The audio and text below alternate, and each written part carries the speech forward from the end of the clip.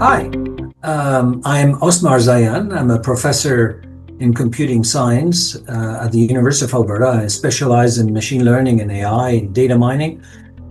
And I also, I spent over a decade as the scientific director of the Alberta Machine Intelligence Institute. And I met with many companies across the river, downtown, talking about how they can use AI in their business. So many companies are investing heavily in AI, but they're kind of disappointed because it seems that there's a minimal return on investment. And there are many issues why that is. So the biggest shift that moves organizations from what we could call the AI chaos to real business value is going from the model-centric to a problem-centric thinking. There are many companies that start with the technology. They build models, they hire data scientists, but without a clear connection to a business problem or metric that really matter. So the real return on investment comes from when AI is integrated into existing workflows to remove frictions and automate decisions or generate insights that drive measurable outcomes. The organizations that succeed aren't the ones that have the flashiest, fanciest algorithms. They are the ones that align AI with their strategic priorities. They measure the impact and make it part of how the business actually operates.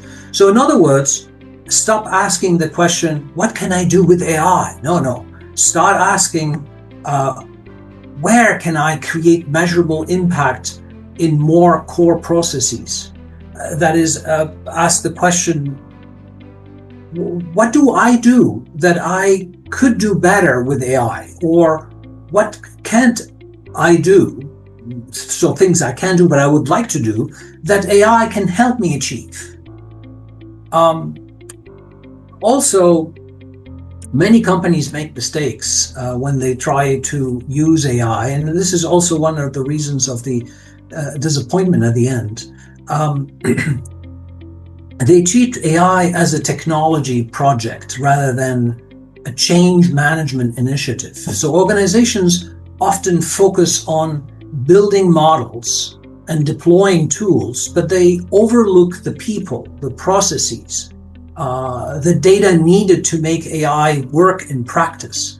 So the result is a great prototype, or many prototypes, that never make it into production or don't get adopted. So they stay on the shelf collecting dust.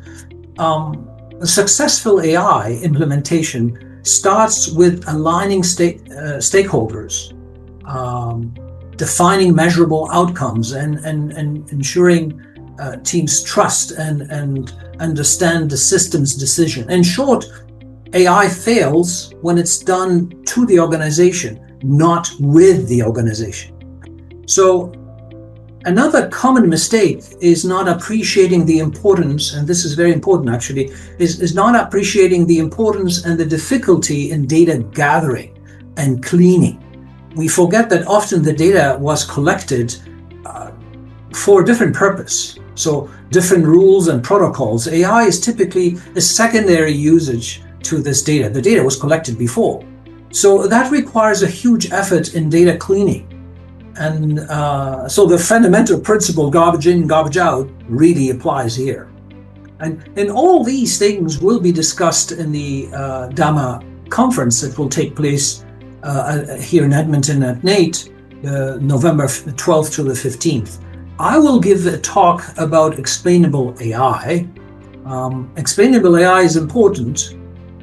So it's more about explaining the model that is being used. It's not about explaining. So it's not about basically explaining how the technology works. It's about explaining the decision that is made.